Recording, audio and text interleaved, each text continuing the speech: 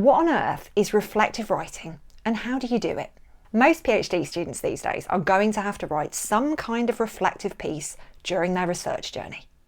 And it doesn't feel like a very easy thing to do when you are used to writing in a detached and objective and scientific way.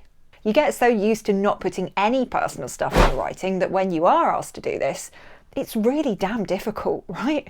Don't worry, because by the time you get to the end of this video, you are going to be full of ideas for your own reflective writing.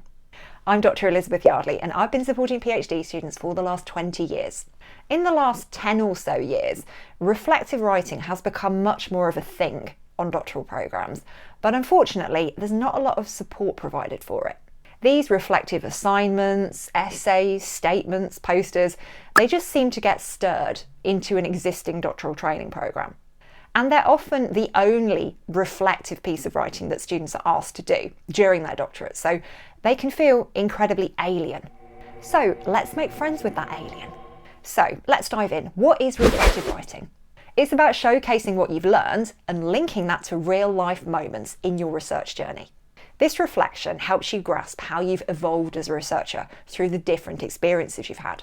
And there are three main characteristics of reflective writing. First off, it's personal. You're writing about your research as something that you've lived through at first hand. You write in the first person using me and I and my, and that might feel a bit awkward initially.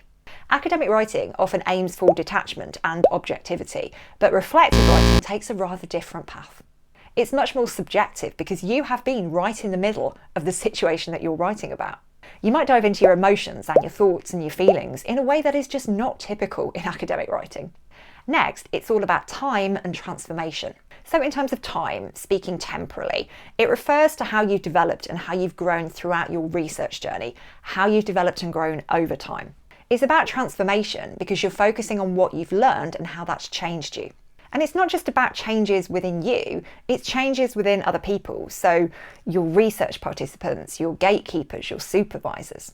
In reflective writing, you're encouraged to view things from their perspective and reflect on their actions alongside your own. Another characteristic of reflective writing is that it's grounded in evidence. You still rely on evidence to back up your writing, but the kind of evidence that you draw on in reflective writing is quite different from the kind of evidence that you draw on in everyday academic writing. In standard academic writing, you draw on scholarly sources. But in reflective writing, you might draw on other types of evidence, like entries from a research journal or diary, documents, images, artifacts from your research.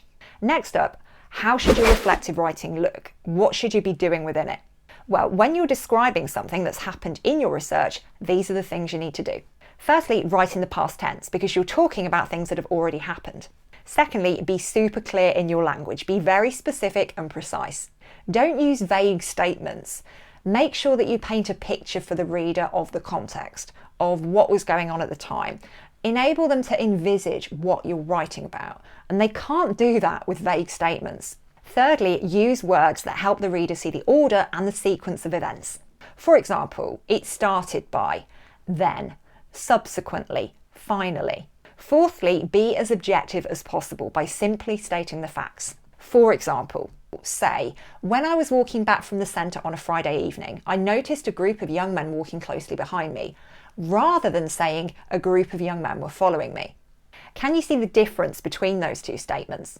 One of them is based on the facts of the situation, whereas the other one is based on the person's interpretation of those facts.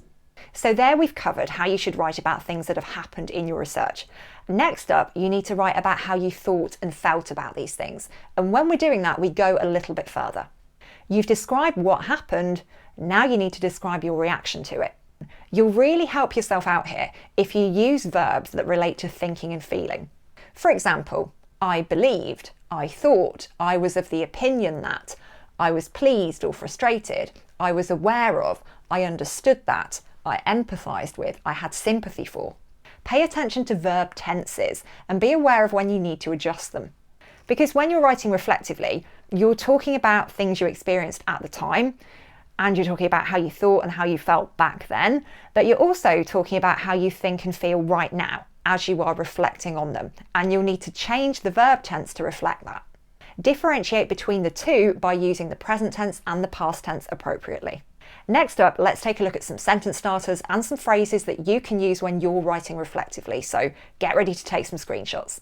Here are some phrases you might want to use when you're describing what happened during your research, how you felt about it at the time, and how you feel about it now.